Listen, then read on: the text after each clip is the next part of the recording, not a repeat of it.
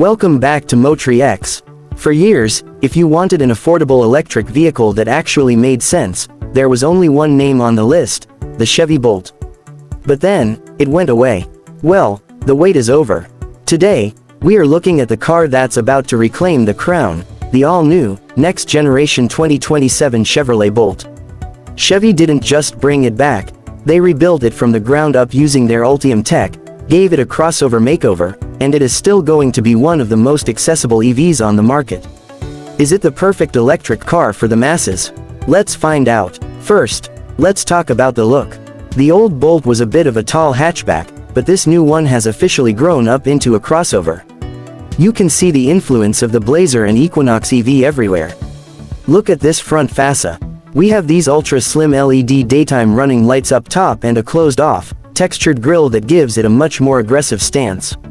It is wider, it feels more planted, and in this Radiant Red Tintcoat, it actually looks premium. One of the biggest functional changes is the charging port. This is the first Chevy to come standard with the NACS port, which is the Tesla-style connector. That means you can pull up to a Tesla Supercharger and plug right in without messing with adapters. Around the back, we have these sharp, Y-shaped horizontal taillights and a gloss black rear spoiler that completes the sporty look. Now, let's talk about what is under the skin. The 2027 Bolt isn't just a refresh, it is a tech revolution for Chevrolet. It is using the Ultium platform now, specifically with lithium iron phosphate batteries. These LFP batteries are a huge deal because they are cheaper to produce, which helps keep the price low, and they are incredibly durable. You can charge these to 100% every single day without the same degradation you see in other battery types. The performance specs are solid for a daily driver, offering 210 horsepower and an EPA estimated 262 miles of range.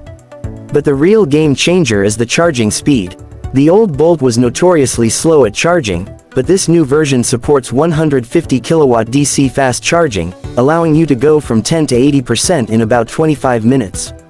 That makes road trips a genuine possibility now, and Chevy even added a heat pump as standard to protect your range during the winter months.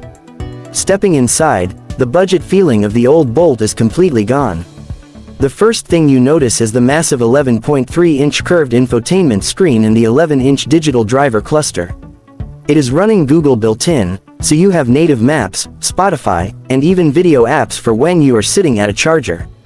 However, a quick heads up for my iPhone and Android users is that Chevy is moving away from Apple CarPlay and Android Auto. Everything is handled through the native Google system now. The materials feel better too, featuring Evitech's sustainable upholstery which feels like leather but is way more durable. If you go for the RS trim, you get that gorgeous red stitching and multicolor ambient lighting that really levels up the cabin atmosphere at night. Safety-wise, Chevy isn't holding back. You are getting over 20 standard driver assist features, but the star of the show is Super Cruise. This is GM's hands-free driving tech, and it is now available on the Bolt. It works on over 400,000 miles of highways in North America. For a car at this price point to offer true hands-free driving is practically unheard of. There are two main trims to look out for. The LT is the value king, expected to start around $28,000 while still offering the big screens in the full range. Then there is the RS, which is the sporty one featuring gloss black wheels, blacked out badges, and all. The premium interior bells and whistles. So, what is the verdict? The 2027 Chevrolet Bolt is exactly what the EV market needs right now. It is stylish, it charges fast, and it doesn't cost $60,000. Chevy took a fan favorite and fixed every single complaint people had about the original model.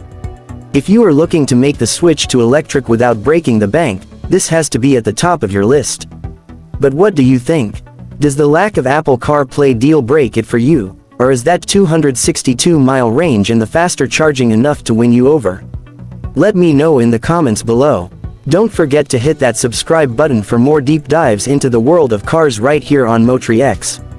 I will see you in the next one.